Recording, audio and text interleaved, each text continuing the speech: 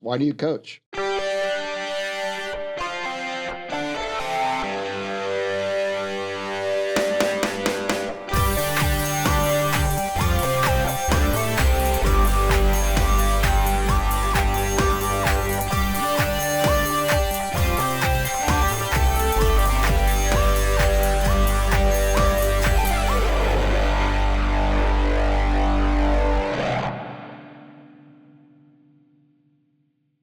Welcome to the Nick Anthony Show. I'm Anthony. And I'm Nick. Hey, Nick. How are you today? I'm great. I'm really good today.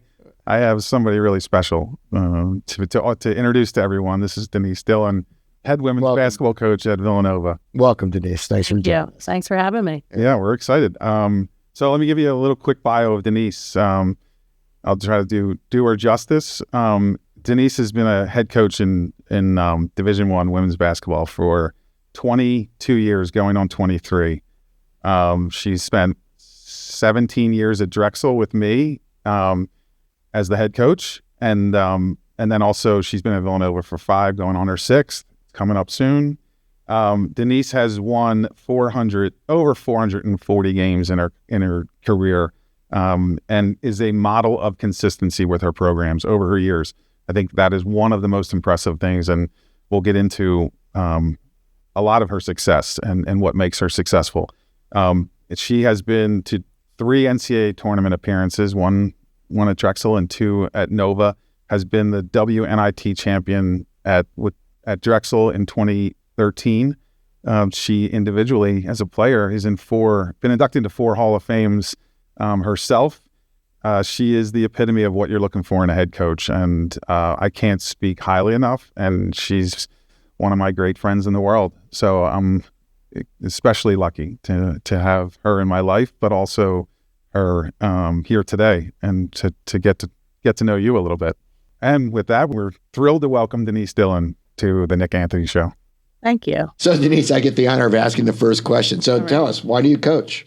So many reasons. But most importantly, I think it's about just being a part of the journey of these young women. I've always known I would coach. Sports was such a huge part of my upbringing, my foundation, and being able to play at the highest level of college basketball was an aspiration and a dream. And while I was in that moment, I knew coaching would be a part of my world. I didn't ever expect really to this level, but just teaching, giving back to the game that has given me so much. That was always that mattered most. And I haven't lost sight of that. Like, just feeling that every day is special. It's great. Yeah. We've talked a lot over the years, right? So and I just talked about your success. What do you think? What's the essence of your success? What do you attribute to how much success? I think really, like, success for me is wanting to continue to do something over and over again. And it's like there's an immeasurable piece of it. Like, I don't think success, you're always striving. We're competitors. So you're always striving to be better, your teams to be better, yourself to be better. But for me, I really do feel success is about the relationships and just the growth, wanting to do it again the next day. I mean, sports is repetition. It's unbelievable. And some get burned out, and others, just continue to get after it day in and day out. And I laugh about, because I think practice, for instance, every day you're drawing up a practice plan and you're meeting with your coaches. And you would think it was like my first day, like a practice plan. And I'm writing it up on the board and bouncing ideas back and forth with each other. We have it printed off. We meet as a staff. We go upstairs and, let's go. We're in the circle. We're ready to go.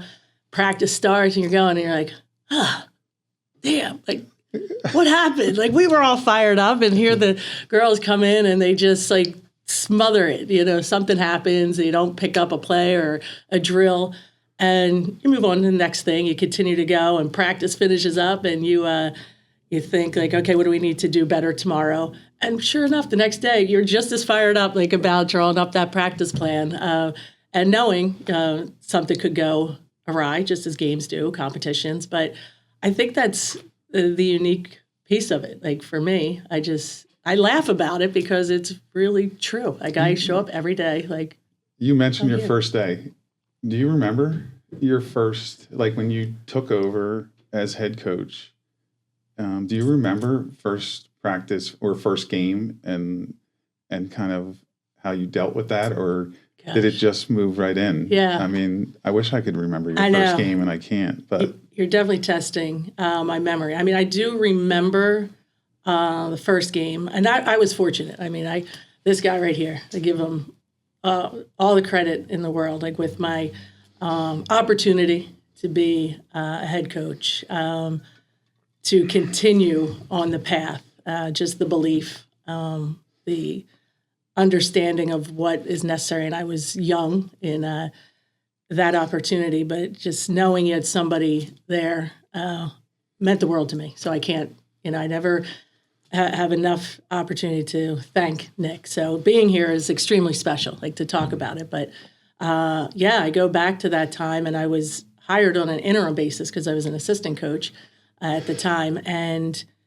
it was just one like, all right, here, this is your responsibility. This is your job. So let's go after it. And I do remember the first practice of stepping in, and thankfully the team embraced me being named the interim. So we were ready to roll. And it was really just about them working hard. Like it wasn't X's and O's. It was just like, let's establish a competitive nature of working. So there was a lot of running involved in that first practice, but it wasn't so much the detail.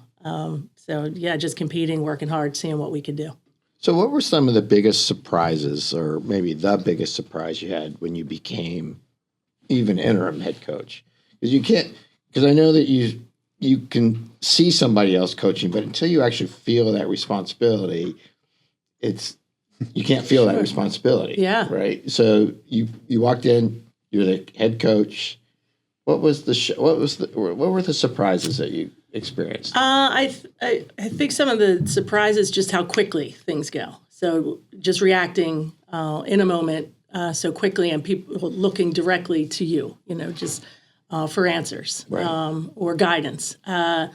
So one of the big pieces for me was reminding myself who I was, who I am, and not trying to be someone else. Right. I always feel that you're wasting a lot of time or energy trying to act as another person, like a coach that you may have observed, right. But just being true to who I was in that position. And it wasn't going to be perfect by any stretch. It wasn't even going to be good at that point. Well, obviously it was good. No, initially, but it was being real, like with the players, and being true to who I was for them, and learning and saying that to them. They were figuring it out. I was figuring it out, and we were going to do it together.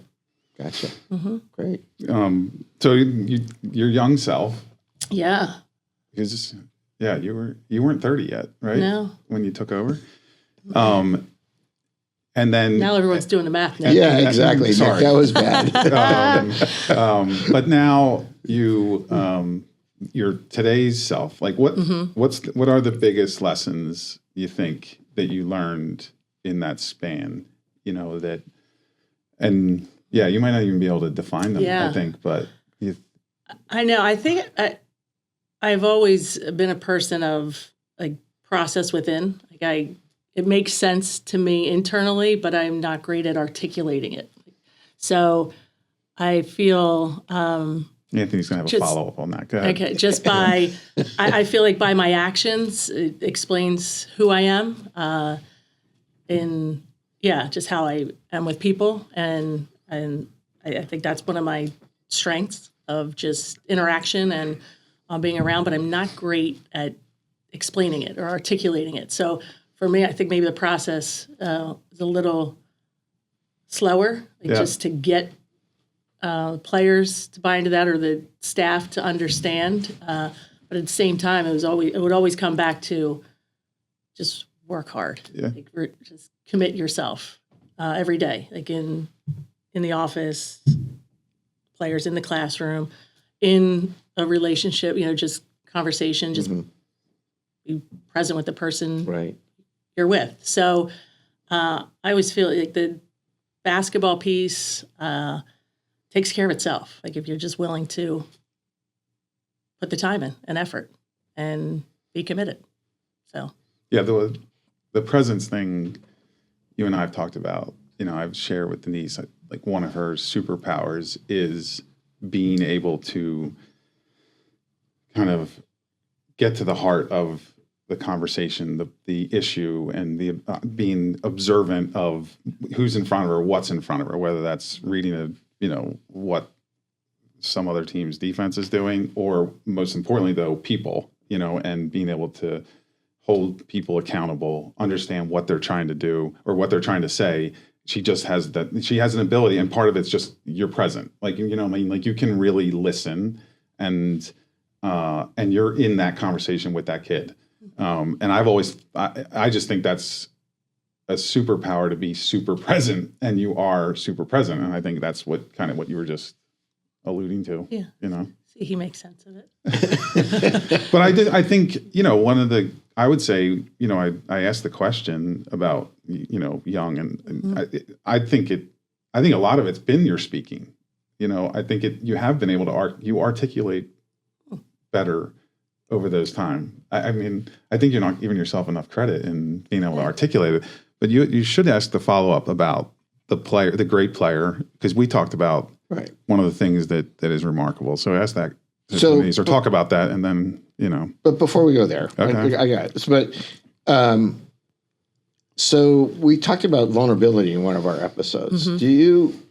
It sounds to me like you are somebody who opens up so much that you're vulnerable. Do you open yourself up enough to be vulnerable so that you change your mind if a player has an in-game situation, or not even in-game, like if they think, well, coach, maybe we should run this kind of practice. You listen to that kind of stuff? Oh, for sure. Okay. Yeah, absolutely. I think that would be I always say, especially to our point guards, like that would be the greatest piece. I do feel, and Nick's aware of this, like in my coaching, I manipulate a lot of the plays, like to put players in certain positions and to take advantage of the defense, and they may not see it. They're doing it because that's the instruction that they're offered.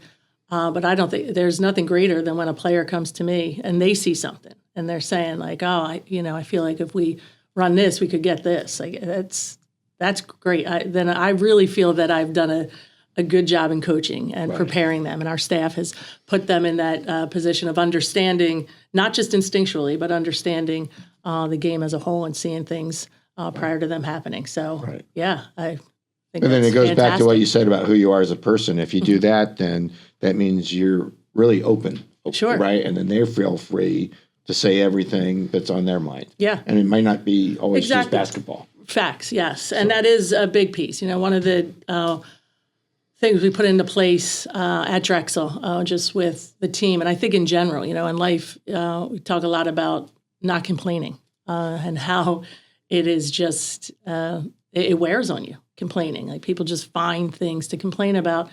Even when life is going great for them, they feel either guilty because things are going well, and somebody else, it might not be going well for them, so they just complain about it. And so one of the rules we put into place was just a no complaining rule. But if you have a complaint, then come to me and address it, but I want a solution along with it. So I think that has fared well. It doesn't mean, like all of us, it's human nature that you're going to have issues or complain about them, but not to the detriment where it just wears you down or wears the people around you down. So, yeah, Yeah, so we did a show where Nick talked a lot about being a fountain versus a drain, which I'm sure you've I sure heard have. his talk before. So what are some of the other things that you do? I mean, that sounds like you're really nipping everything in the bud by making that Yes. a team rule. For sure. Is that like, do you have like rules that you roll out at the beginning of every season? Is that one of them? That is one. Now, to the fountain and drain, I use that most often because it makes sense to them. You know, Right. you say no complaining. That covers a lot. They're like, Right. you know, they'll have feedback on that. But just as recent as yesterday, 2 players I had to give the fountain and drain Is that right? talk to. And it made sense. The one was, she's like, oh, I see it. And then as soon as I said drain, she looked down to the floor and she's like, yeah, I don't want to do that. I don't want to do that. Yes. So it is often used, and it's a great reminder for myself and for others. So I always appreciated that one. Yeah. Mm-hmm. And so do you, have you, and I'm sure that you have, but so that's kind of a life lesson thing. That's not a basketball thing or even Exactly. a sports thing. That's a life lesson thing. And so where does that go? Do people come back to you? Are you have relationships with your ex-players and they come back and say, hey, I really appreciate blah, blah, blah, and it helped me in different situations? Oh, absolutely. I think that's probably, you know, you asked about success. I think that's where it's measured. The relationships that I have with former players is, I think, what I'm most proud of, you know, Right. continuing to be a part of their world. Like, you're a part of their journey for the 4 or 5 years, some 6 that you have. But just hearing from them after and going to their weddings and all the They know- babies. So, yes, that's tremendous. But it is like the conversations I do love. And as you asked, like my early self in coaching on what it was like, some of the stories like the players share, and as you're saying, Anthony, lessons that they learned or things they remembered me saying, I was like, gosh, I actually don't really recall that, but Right. you know, some of these on a walk, that's my biggest meeting place. I don't sit in the office and meet with our players like across from my desk or whatnot. I take them on walks around campus, or so we do different loops. So that is a big piece, and I think that just allows us to, build a different relationship than just coach and player. We'll be right back to the Nick Anthony Show. Today's show is brought to you by Rio the Film, available for free on YouTube. Access the documentary at www.riothefilm.com. That is RIOthefilm.com. Watch the inspiring true story of swimming the most iconic marathon swims in South America. www.riothefilm.com. Welcome back to the Nick Anthony Show. Right? Yeah, well, Anthony's a big change the environment. Oh, Change the venue. If Change you have the a venue. message, right, you have to change your venue. You Yeah. have to do something different Sure. to get their attention, whoever they is. Yeah. Right. So We'll do a show on that another time. That's Yeah. we haven't talked about That that is on the good. show. um, But you do that naturally.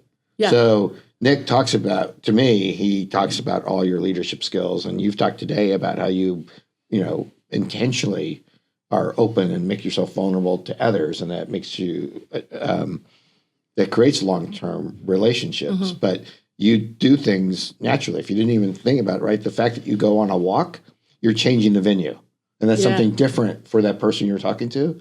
So then they're more sensitive to hear your message. So that's great. I mean, it's not my place to say great, but No, I that's just like yeah. that's one of those amazing things that you do naturally. Yeah. That's part of who you are. I will say that's a big part of Denise. It's sometimes I remember, or I still do, is reminding her what she does well, because she doesn't. She's so present. She just does. It's very natural, and sometimes I just have to say that, frame it for her. Is really just tell her that's why. So it is so natural to her. And now that's a lead into the question, and that is, so we also did a stage on the 4 stages of confidence, and the highest level of confidence is unconsciously confident, and that is where you're so good at things you don't even have to think about it, Right. tying your shoe or whatever. Yeah. And what Nick just described you as a coach is you do a bunch of things that you're unconsciously competent. I would say you going on your walks is you're unconsciously competent. And that's unconscious in this case is a compliment, not an insult. Oh, for sure. Right? No, and so one of the questions that I had when Nick started telling me more about your background and all is that I've seen a lot of, I don't know, a lot of times the best players are not the best coaches. They have a hard time relating to players who aren't as gifted as they were, right? And then a lot of times the least, and not least, they're good, but they weren't great players, but they had to work at it, so they had to think about everything. They're typically the best coaches because they've already had to think through everything, right? I know that sounds really crazy, but I mean, even, and I'll admit this, I'll be really vulnerable on our show. Like when I was a little kid, for example, I was such a bad athlete that like when somebody said, keep your eye on the ball, I don't even know what it means. Okay. Right? I don't even know what that means. But Very, obviously, very vulnerable right there. yeah, I know. Isn't that embarrassing? Yes. But, Yes. Sorry. but it's like, watch the ball. If you would have just said that, I would have got, but I mean, little, Gotcha. all right? Little. But so for you, you were a great athlete and you're a great coach. So take us through that a little bit. How could you be unconsciously competent as an athlete and then become such a great coach? And full honesty. And argue with me if I'm phrasing the question the wrong way. I know. But, yeah. I mean, I appreciate you saying it, but I think that's the difference. I never categorize myself as a great player. I don't look at myself as a great coach. I just do. Like people tell you Yeah. that you're great. Like, are you? Honestly, like You're not as great as you want to be. I mean, if that's fair. Yeah. That's exactly right. Yeah. Yeah. And I wasn't as a player as great. Yeah, and I think we can all agree. As years pass, you become greater. Like when I was in it, like, I don't know. I was a good player. I had the ability to play the game, and it did a lot for me. And I think it could have been even better. So in coaching, I feel the same. Right. So I don't. Yeah, it's others who tell you you're great, but internally, what are you? You have an opportunity to be Right. even better. So you strike me as the type, I mean, just so the audience, I'm meeting Denise for the first time today. We met one time, very, very briefly, a long time ago. This is the first real meaningful conversation. But so you're obviously somebody who strives at everything that you do. You strived as a player, you striving as a coach. Sure. Right? Oh, yeah. When you, are there things that you can do with your players when they're not people that are naturally striving? Or is that something you take care of at the recruiting level? How do you?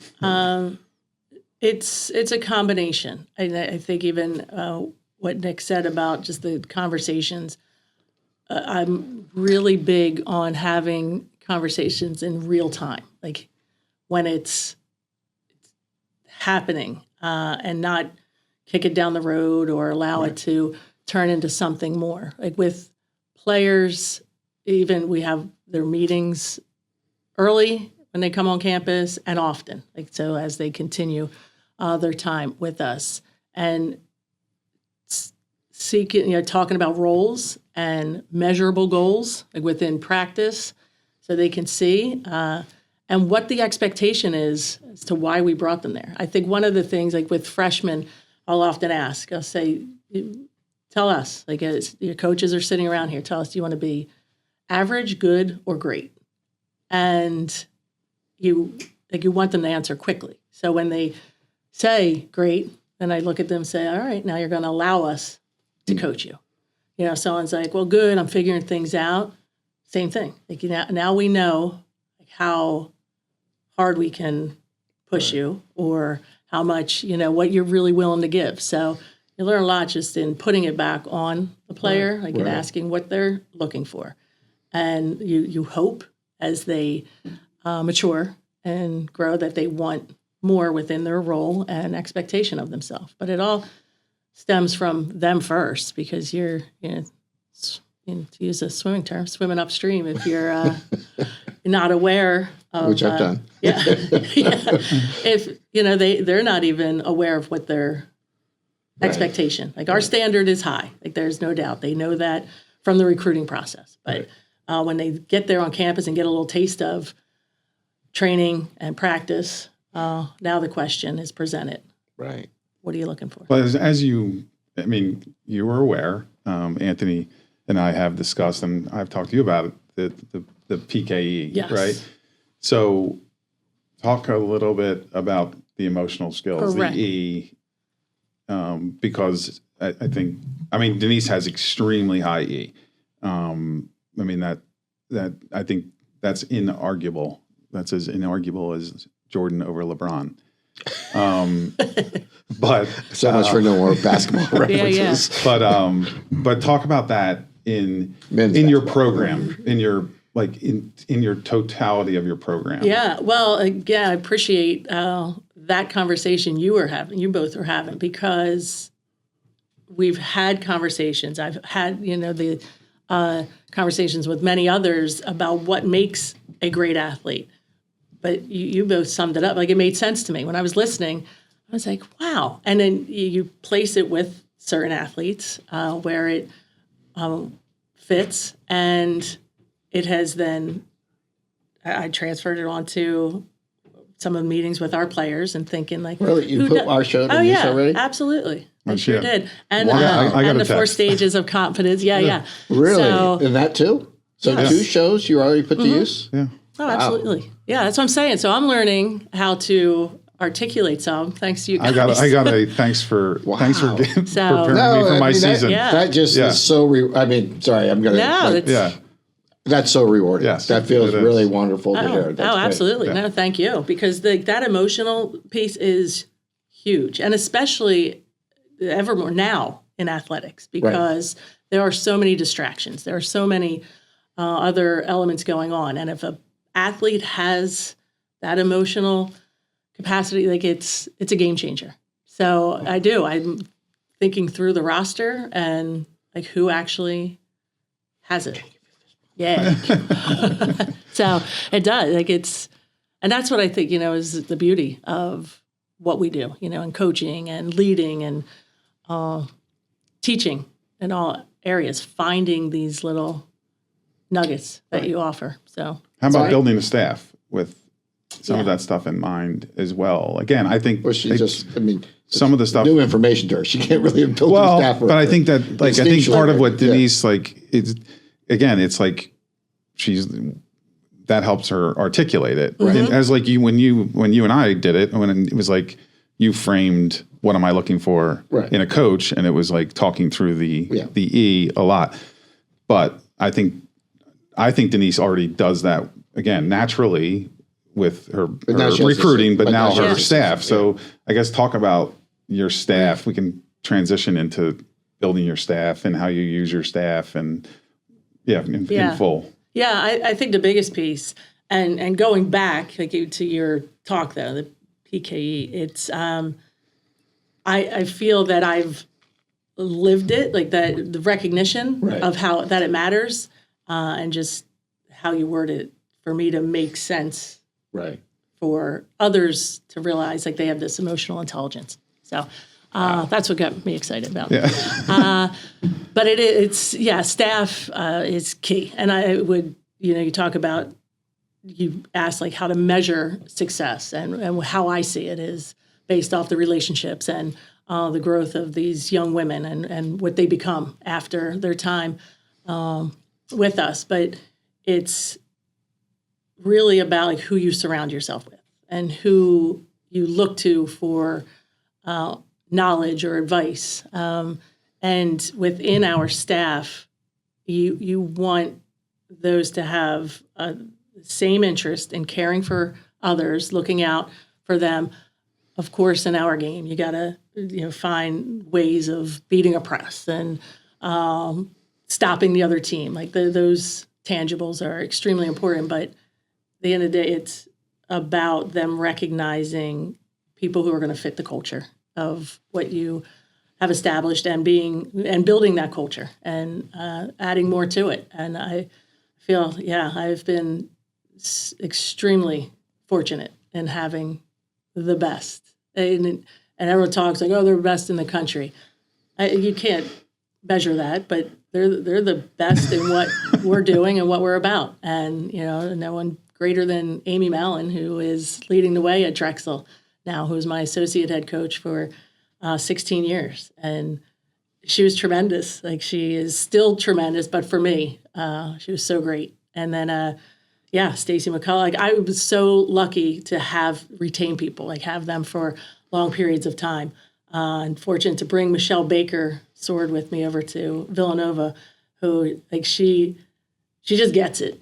She's just somebody. She's an everyday human being. Like, she's a fountain. She is She is the definition. I love that phrase, an everyday human being. Yeah. Is that every day. your label? Like, she is. That's awesome. That's a great She label. is an everyday. Like, it doesn't matter what's going on. She just shows up Yep. for life every day. Wow. So, and it just carries. Like, your staffs continue to increase. Like, they just allow you to hire more people, and you sometimes think it could be overwhelming. Like, you manage a number of people, but I just have a really good crew. Like, on both ends at Drexel and now at Villanova, who they just they're special. Like, and how they tie in with our players. And even in this landscape of college athletics, where it is so short-sighted, it is, 9 months you might have a player, and the appreciation I have for our staff who tuck that away and they show up for these individuals every day. Yeah, I'll say with Denise, and you talked about retention. Denise only asks for things at Drexel. Well, she never asked for anything until they won. She did something. We joke about that because when new coaches would got hired, I would send them to Denise, and she would give that message, like, don't ask for anything until you've done something. But when Denise asked for something, I knew it was really important because she didn't ask for much. Right. It was like within my control. It's like almost that. Why am I going to ask for something if I haven't done anything, right? But what she did ask for was her staff. That was the most important thing. It was, it wasn't, can we, make sure we fly here or we get this equipment or anything. It was always about retaining staff. So the funding that you always asked for was just, what can we do for our staff? Because, I think Denise has said it, hopefully it came through to people, but to the audience, but people are the most important thing to Denise. And I think that is a gift. I think that people want to, because she cares about them, I think is why it wasn't money. I mean, it was, that helped, but it was, they want to be around good people. And I think, that's what you've been able to do is surround your staff, and you can tell how much she gushes about her staff. Thanks, Denise Dillon. That was the end of part 1 with Denise Dillon, head women's basketball coach at Villanova University. Join us next week when we do part 2. Looking forward to that conversation. Thanks for watching the show today. I had a great time talking with Nick, as I always do. Hope you enjoyed it as well. Visit us on social media. Also, go to our website if you've got comments, questions, you want to call me an ugly name, thenickanthonyshow.com. There's a place to do it there. Give us your email address so you never miss an episode. Thank you very much. We'll see you next show.